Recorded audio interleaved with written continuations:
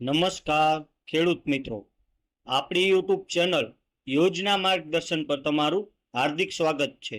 તો મિત્રો, આપણે આજે વાત કરીશું કે પીએમ કિસાન નિધિ યોજના વિશેની, જેમાં આ કામ નહીં કરો તો પીએમ કિસાન નિધિનો 23મો હપ્તો ખાતામાં જમા નહીં થાય। તો જાણી લો તેની સંપૂર્ણ પ્રોસેસ। પ્રધાનમંત્રી કિસાન સન્માન નિધિ યોજના એટલે કે પીએમ કિસાન યોજના દેશભરના લાખો ખેડૂતો માટે નાણાકીય સહાયનો મુખ્ય સ્ત્રોત રહી છે। પીએમ કિસાન નિધિ 23મો હપ્તો એટલે કે પ્રધાનમંત્રી કિસાન સન્માન નિધિ યોજના દેશભરના લાખો ખેડૂતો માટે નાણાકીય સહાયનો મુખ્ય સ્ત્રોત રહી છે। આ યોજના હેઠળ કેન્દ્ર સરકાર ખેડૂતોની વાર્ષિક ₹6,000ની નાણાકીય સહાય પૂરી પાડે છે, જે સીધી તેમના બેંક ખાતામાં 3 સમાન હપ્તામાં ટ્રાન્સફર થાય છે। તાજેતરમાં 22મો હપ્તો જમા થયા બાદ ખેડૂતો 23મા હપ્તાની આતુરતાથી રાહ જોઈ રહ્યા છે, પરંતુ આ વખતે ચોક્કસ પૂર્વ જરૂરિયાતો પૂર્ણ કરવી મહત્વપૂર્ણ છે। તેથી ચાલો આજે અમે તમને જણાવીએ કે 23મા હપ્તાને તમારે ખાતામાં જમા કરવા માટે ખેડૂતોએ શું કરવું જોઈએ।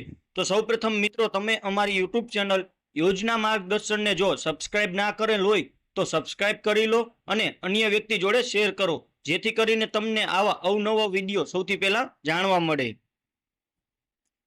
23મો હપ્તો ક્યારે આવી શકે છે? તો પીએમ કિસાન યોજના નો 22મો હપ્તો 13 માર્ચ 2026ના રોજ જારી કરવામાં આવ્યો હતો।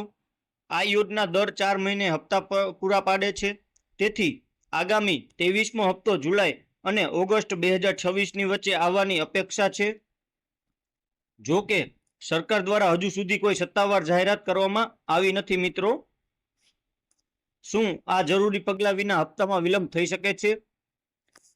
સરકારે સ્પષ્ટતા કરી છે કે ફક્ત પાત્ર ખેડૂતોને જ આ યોજનાનો લાભ મળશે। કેટલીક જરૂરી પ્રક્રિયાઓ પૂર્ણ કરવી આવશ્યક છે। સૌથી મહત્વપૂર્ણ ઈ-કેવાયસી છે। જો કોઈ ખેડૂતે હજુ સુધી ઈ-કેવાયસી પૂર્ણ કર્યું નથી તો તેમના હપ્તામાં વિલંબ થઈ શકે છે। વધુમાં તેમના આધાર કાર્ડને તેમના બેંક ખાતા સાથે લિંક કરવું પણ ફરજિયાત છે। જમીન ચકાસણી એટલે કે જમીન સંબંધિત માહિતીની ચકાસણી પણ ફરજિયાત બનાવવામાં આવી છે।